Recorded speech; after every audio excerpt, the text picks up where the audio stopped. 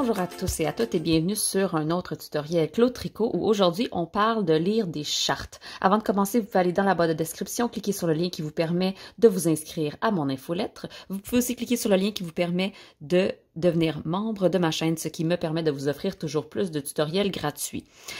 Aujourd'hui, on parle de chartes parce que je vois beaucoup de questions passer sur les réseaux sociaux par rapport à la lecture de chartes et pourquoi on voudrait avoir des patrons qui ont des chartes versus des patrons qui n'en ont pas. Donc, je vais utiliser aujourd'hui que des patrons qui sont gratuits, bien sûr, pour ne pas vous donner des chartes qui devraient être payantes. Alors, on va commencer par quelque chose de super simple parce que je pense que c'est la façon la plus rapide de voir comment une charte est faite. Aujourd'hui, j'ai le Stoneham Poncho que j'ai tricoté moi-même qui est de Espace Tricot et designé par de Diana Walla.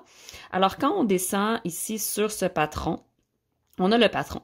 Et bien sûr, dans un patron en jacquard, on va pas pouvoir écrire sur le patron ici, faire une maille dans une couleur, faire deux mailles dans une autre couleur, une autre maille dans une... parce que ça finira jamais. Donc, on va se référer, évidemment, dans le patron, on va parler de comment travailler le début du patron. Donc ici, ça parle du ribbing, donc les côtes.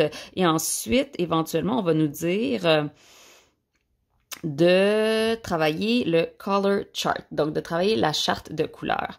Je l'ai en anglais ici, mais évidemment, il existe aussi en français. Les patrons d'Espace Tricot sont presque toujours dans les deux langues.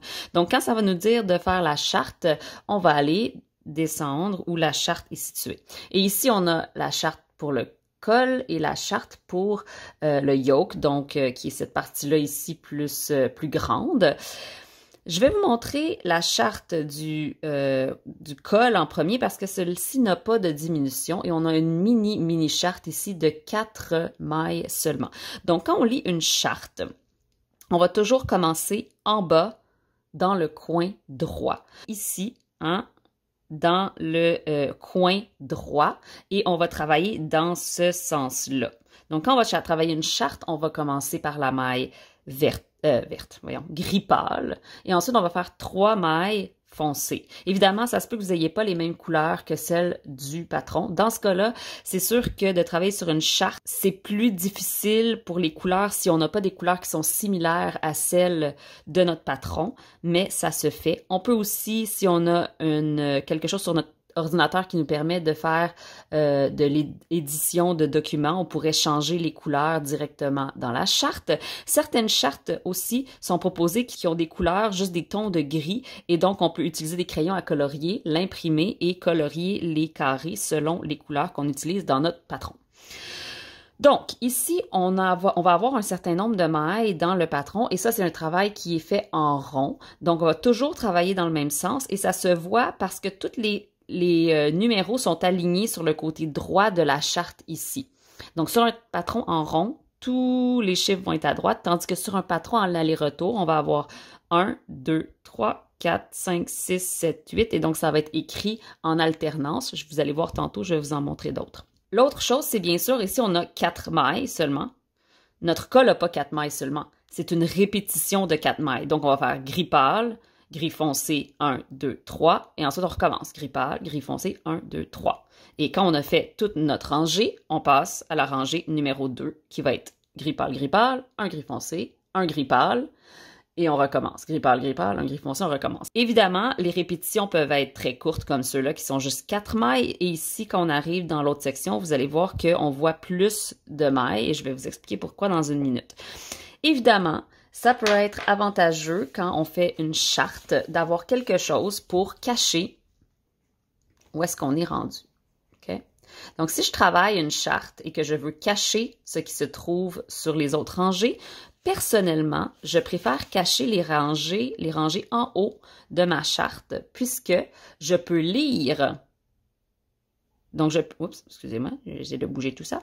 Je peux lire ce qu'il y a juste en dessous. Donc, si je suis à ma rangée 3 et que je fais ça comme ça à ma rangée 3, c'est super. Mais l'information qui est en haut de ma rangée 3, elle me sert à rien. Elle n'est pas encore existante, donc je ne peux pas me référer à ce qu'il y a sur ma charte pour m'aider.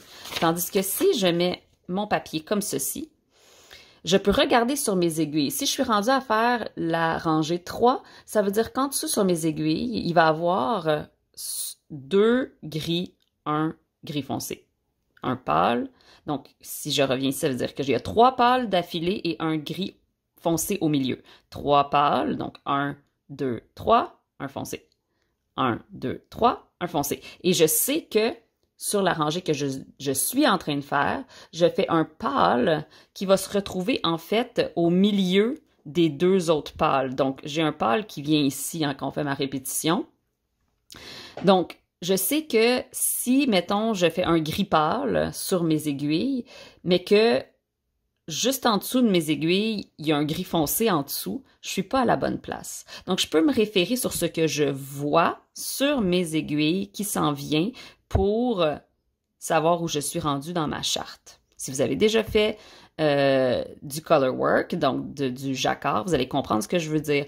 Vous allez voir cette série de mailles de la rangée 2 sur vos aiguilles pendant que vous êtes en train de tricoter la rangée 3. Et tranquillement, pas vite, on peut monter, évidemment, comme ça, jusqu'à temps qu'on atteigne la prochaine rangée. Ceci étant dit, je vais aller sur l'autre patron, sur l'autre charte. Donc, cette charte-ci commence plus petite. Donc ici, j'ai pas de chiffre en dessous parce que, comme vous voyez, le nombre de mailles que j'ai en dessous n'est pas le même que le nombre de mailles que j'ai en haut ici.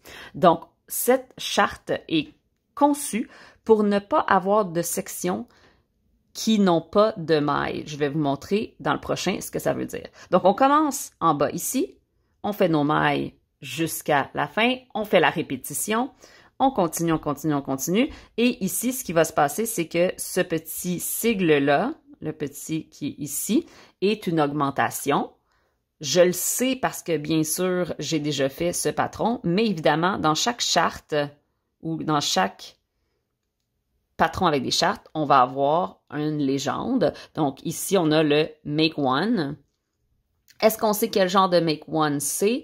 Pas ici dans cette charte-là. Par contre, probablement plus haut dans le patron, dans les explications écrites, on va avoir la légende de ce que le designer veut qu'on mette comme Make One. Est-ce que la personne veut qu'on fasse un Make One, une augmentation intercalaire, un knit front and back? Peu importe. Le résultat, c'est que ici, on se retrouve avec 1, 2. Donc, on se retrouve avec 2 mailles de plus dans notre répétition. Donc, quand on va continuer, notre répétition va avoir ces 2 mailles de plus-là et elle va s'aligner comme ça dans nos mailles. Fait que je peux ici faire ma rangée toute foncée. Whoop! Ici, je vais être rendue à faire 1, 2, 3, 4 foncées, une augmentation, 4 foncées, une augmentation. Et là, whoop!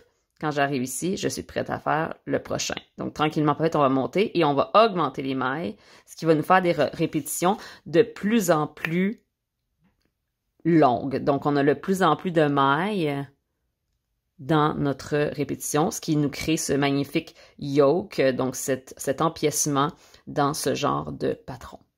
Donc, voilà pour un patron de color work. C'est quand même assez simple quand les couleurs sont là.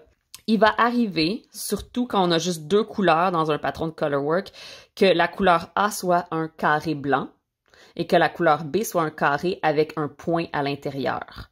Donc, pour dire, celui qui a un point, c'est ceux qu'on fait la couleur et ceux qui n'ont pas de point, c'est ceux qu'on fait pas de couleur. C'est le genre de charte qui nous permettrait de la colorier plus facilement, bien sûr, pour avoir un visuel plus facile.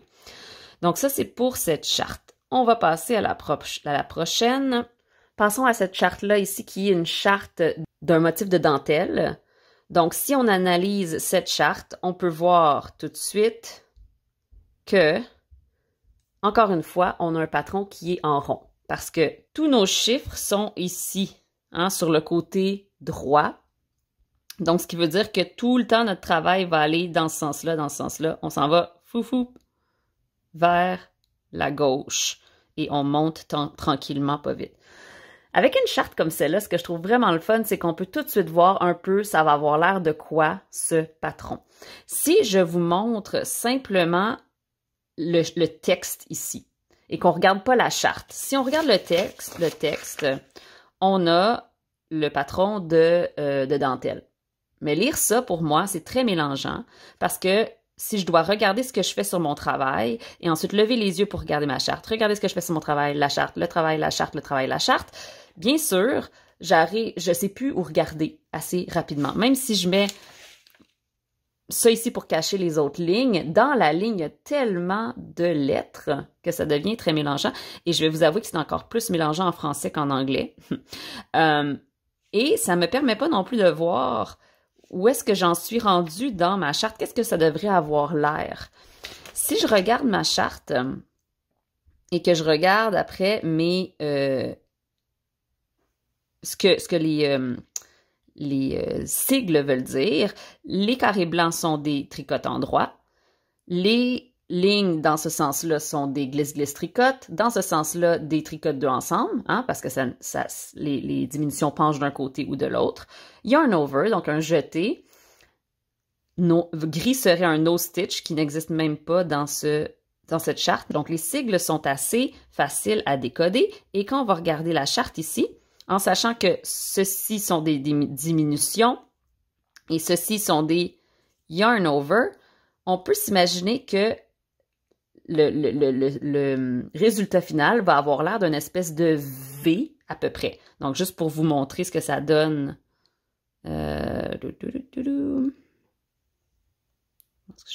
Et voilà. Donc ça, c'est le motif qu'on va être en train de créer. Vous voyez les petits yarn over qui sont très en espèce de courbe comme ça, qui donne un petit motif un peu comme des feuilles ou des triangles. Donc, c'est ça qu'on cherche à faire et je trouve que la charte nous aide beaucoup. Quand on va lire cette charte, on va faire la même chose que tantôt avec le Colorwork, sauf qu'au lieu d'avoir des couleurs, on a des sigles. Donc, on a tricote 1, 2, 3. On a dit que ça, c'était une diminution vers la droite, donc un tricote 2 ensemble. Donc, on va tricoter 2 ensemble. Ensuite, on va tricoter 1, jeter, tricoter 1, jeter, tricoter 1, 2, 3, 4, glisse, glisse, knit, tricote 2 ensemble, 1, 2, 3, 4, tricoter, yarn over, jeter, tricote 1, jeter, tricote 1 et glisse, glisse, tricote, 1, 2, 3, on tricote. Sur ce patron-là, dans les explications plus haut, il est dit de tricoter toutes les mailles pour la paume de la main en jersey et de faire la charte sur le dessus de la main. Donc, les 26 mailles qui sont ici sont le dessus de notre main. Donc, assez facile à lire, n'est-ce pas? On fait juste suivre ce qui nous est écrit. Sur la rangée 2, on tricote. Sur la rangée 3, 1, 2, 3, diminution. 1, 2, jeter, tricote, jeter. Tricote, tricote, tricote, diminution vers la gauche, diminution vers la droite. Tricote, tricote, tricote. Donc, on va vraiment juste suivre les choses un carré à la fois, ce qui va nous donner la charte. Et bien évidemment, cette charte-là est de 10 rangs. Et ensuite, on va recommencer la charte en bas. Et on va monter, recommencer, monter, recommencer. Donc, ça, c'est pour tricoter en rond de la dentelle. Allons au prochain. Faisons celui-là. On a encore une charte de dentelle. Je le sais souvent que c'est des chartes de dentelle parce qu'il y a plein de ronds et ces ronds-là sont habituellement des jetés. Donc, ça se voit tout de suite. On dit « Ah, ça, c'est une charte de dentelle. » Cette fois-ci, par contre, comme vous pouvez le voir, on a le 1 qui est ici, 2, 3, 4, 5, 6. Qu'est-ce qui se passe? On a une charte en aller-retour. Sur une charte en aller-retour, on doit analyser un peu plus parce que, évidemment, nous, la charte, elle nous est présentée comme le devant du travail. Donc ça, c'est le devant, ça devrait avoir l'air de ça. Donc, quand on fait une charte qui va en aller-retour, la première chose à avoir, c'est qu'ici, dans notre glossaire ou dans nos explications, on a un carré gris foncé qui est un no stitch, pas de maille, je vous explique ce que ça veut dire. Ensuite, on a un carré blanc. Le carré blanc, elle dit ici sur le right side, donc le côté endroit, c'est tricote endroit, et sur le côté envers, c'est tricote envers. Ensuite, ici, c'est sur le côté endroit, envers, et sur le côté envers, endroit. Donc, chaque motif ou chaque petit dessin, s'il est placé, dépendant s'il est placé sur une rangée endroit ou sur une rangée envers, va avoir une définition un peu différente parce que c'est toujours selon ce qu'on voit sur le devant. Donc, quand je vais tricoter pour m'en aller dans ce sens-là, je vais faire ma maille endroit, Ici, je vais faire une maille endroit. Ensuite, je vais faire cette maille-là qui est, je crois, dans sa légende, knit front and back, donc tricote sur l'avant et l'arrière de la maille. Ensuite, 2 mailles endroit, un tricote 2 ensemble, il y a jeté, endroit, jeté, glisse knit, glisse tricote, je fais du franglais. Endroit, endroit, endroit, endroit, tricote 2 ensemble, endroit. Ouais, mais Claudia, c'est quoi ce carré rose-là? Ce carré rose-là, il n'est pas écrit ici, mais il doit être écrit quelque part d'autre. Généralement, dès qu'il y a une couleur ou un encadrement, ça veut dire que c'est la zone de répétition. Donc, on va faire tricote un endroit, tricote dans l'avant et l'arrière de la maille, et ensuite, toute cette section-là ici, ça va être une section qu'on répète le nombre de fois nécessaire jusqu'à ce qu'on arrive à 4 mailles de la fin.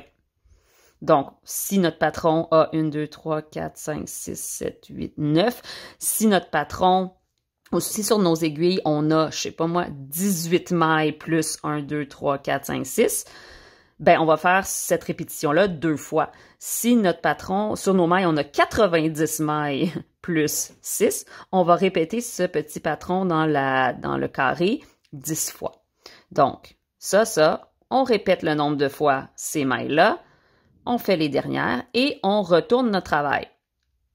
Donc, sur le retour de notre travail, ici, on a des barres. Cling, cling, cling. Les barres, c'est quoi? C'est des tricotes envers sur le devant, mais tricotes endroit sur le derrière. Donc, sur le derrière du travail, quand on revient, ça va être des tricotes endroit. Donc, on va tricoter endroit, endroit, endroit, endroit, endroit, endroit. Tricote dans l'avant et l'arrière, tricote endroit. Donc, sur ce patron-là, en fait, on fait du garter stitch, on fait du point mousse. Évidemment, si j'avais commencé par lire l'introduction du patron, ça m'aurait aidé à savoir exactement où je m'enligne dans ma charte avant même de commencer à la lire. Donc, ici, ce qui se passe, c'est que je fais toutes mes rangées en vert à l'endroit. Mais si mes rangées en vert ici avaient été des carrés blancs, tout le long ici, il aurait fallu que je fasse des points en vert pour créer du jersey en avant. Donc, on se rappelle qu'on regarde toujours l'avant du travail. Toujours, toujours. Le nose stitch, ici, il est dans l'espèce de carré ici. Donc, ce qui va se passer, c'est qu'au fur et à mesure que vous faites ce patron-là, il s'en va en diagonale. Donc, ici, il n'y a aucune maille. Et on commence directement ici. Et à cause de la façon qu'on augmente et qu'on diminue, on augmente de ce côté-là toujours et on diminue toujours de ce côté-là, ben quand on va recommencer ici, il n'y a pas de maille ici. Elle n'existe pas parce qu'elle a été mangée par ce petit tricote 2 ensemble. Donc ici, il n'y aura pas de maille. Elle n'existe pas. Donc on n'a rien à faire. Elle n'est pas là, elle n'existe pas, elle n'a jamais existé. Et donc on commence directement ici pour faire le restant du patron. Et quand on revient de l'autre côté, on commence ici, on le fait là, et oups, ici, il n'y a pas de maille, mais c'est pas grave, il n'y en a pas, elle n'existe pas, on commence directement sur le côté. C'est pas mélangeant quand on est dans un patron où les nose stitch, les pas de maille sont toutes sur les côtés, mais allons ici. Dans un patron comme celui-ci, qui est un patron de torsade, voyez comment ici, en haut, j'ai des choses qui s'appellent des nose stitch. Je n'ai pas de maille. Comment ça se fait? C'est parce que quand je vais faire tricote 1, 2, 3, oups, 1, 2, 3, 4, ensuite, ce petit motif-là, c'est mes mailles en vert sur le devant de mon travail. Donc, envers, envers, envers, endroit, endroit, endroit, endroit, envers, envers, envers. Et je recommence. Je vais faire ce beau patron-là, mais dans le rang d'après, c'est des diminutions. Donc, ce patron est pour une tuque et on est rendu au point de la tuque où on va faire des diminutions. Donc, on fait une maille endroit, tricote 2 ensemble, et là, on a tricoté les 2 mailles d'en dessous ici, là. Les 2 mailles qui étaient juste en dessous de mon tricote 2 ensemble, c'est ceux-là qu'on vient tricoter ensemble. Donc ici, cette maille-là, elle devient inexistante. Elle est disparue. Et donc, on passe tout de suite à tricote 1. Un pas de maille, ça veut pas dire qu'on glisse des mailles, on fait juste, ça n'existe pas, on saute par-dessus ce carré. Donc, on va faire tricote 1, tricote 2 ensemble, tricote 1, envers, tricote 2 ensemble, endroit, tricote 2 ensemble, endroit, envers, tricote 2 ensemble. Et on va recommencer parce que notre tuque n'a pas juste 14 mailles, évidemment, c'est une répétition. Pour ce qui est des motifs qu'on n'a pas encore parlé, évidemment, comme je le dis à chaque fois, c'est important d'aller voir la légende. Donc ici, dans la légende, on a tricote, knit stitch, purl, maille envers. On a un C2/1 right P. Donc, slip one to cable needle, hold in back, knit one, purl from the cable needle. Donc, de lire tout ce qu'il y a en dessous ici m'explique ce que c'est. Évidemment, si je veux plus d'explications dans la présentation du patron, ça va m'expliquer en plus de mots ce que ça veut dire que de faire cette torsade.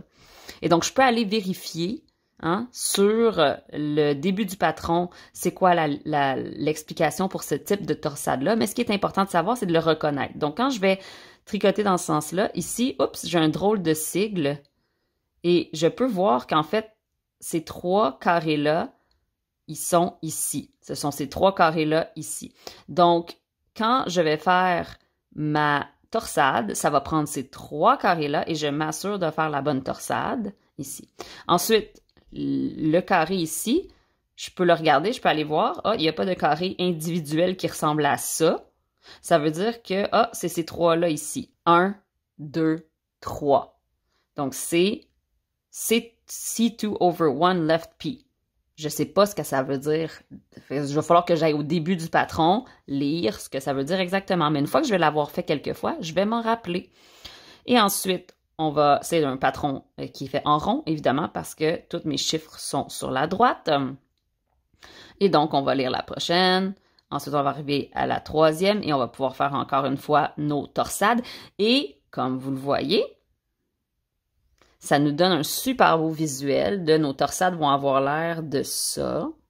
Et celle-là, ça va être une torsade qui est plus comme toujours, qui tourne toujours du même côté. Le croisement, et là, on le voit, il croise vers la droite, ici, tout le temps.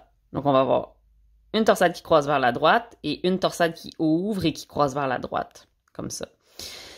Et habituellement, dans le patron, ils vont peut-être nous dire de, justement, travailler de la rangée 1 jusqu'à la rangée 15, et après ça, de revenir à 1 jusqu'à, 16 probablement, 1 jusqu'à 16, le nombre de fois nécessaire, puis après ça, de commencer les diminutions pour le haut du chapeau. Voyez comment ça ici, c'est le patron écrit. Et c'est le patron écrit avec des termes qui sont déjà raccourcis. C'est beaucoup de lettres. C'est compliqué. J'ai pas envie de tricoter ça. Pour moi, tricoter ça, c'est beaucoup plus évident, surtout si je peux cacher ce qui va en haut et savoir où j'en suis. Si vous imprimez vos patrons, vous pouvez bien sûr utiliser un highlighter, donc un marqueur pour mettre des barres sur où est-ce que vous êtes rendu. Par contre, si vous allez faire plusieurs répétitions, de mettre une barre sur la ligne où vous êtes rendu, ça va pas vous permettre de revenir et de le refaire. Je vais faire ceci. Donc, évidemment, si vous utilisez la fonction highlighter, vous pouvez aller comme ça. OK, j'ai fait celle-là, j'ai fait celle-là, j'ai fait celle-là, etc.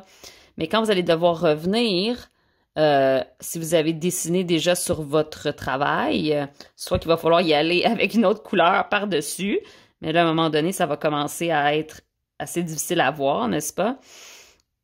Je ne sais même pas si ça va me laisser le faire, ici. Non. Donc, ça commence à être difficile de voir où on est rendu. Vous pourriez aussi faire des petits X sur le côté. Donc, quand vous avez fini une rangée, vous pouvez faire X, je l'ai fait, OK, je l'ai fait, je l'ai fait, je l'ai fait. Et là, quand vous avez fait toute votre répétition, vous revenez et vous pouvez rajouter d'autres X sur le côté, ce qui va vous permettre de compter le nombre de rangs. Évidemment, si vous savez lire votre tricot, c'est encore la meilleure façon de savoir où on est rendu. Et sinon, avec une charte imprimée, il existe aussi des tablettes qui sont magnétisées avec des petites barres comme ça, des petits morceaux de papier ou de plastique magnétisé qui vont coller sur votre grille Et donc, il va vous permettre de tranquillement cacher la partie que vous avez déjà faite dans ce sens-là ou dans ce sens-là, sans avoir le tenir. Donc, voilà pour les chartes. Évidemment, ce n'est pas tout ce qui existe dans le monde des chartes. Il y a plein d'autres informations qui peuvent se retrouver dans les chartes, mais si vous avez des questions ou si vous voulez plus d'informations sur les chartes, n'hésitez pas à le mettre en commentaire. Je vais mettre dans les commentaires, dans la boîte de description, les 4 chartes que j'ai utilisées, de quel patron ils viennent. Et voilà, j'espère que ça a un peu démystifié l'usage de la charte et je vous souhaite un bon tricot.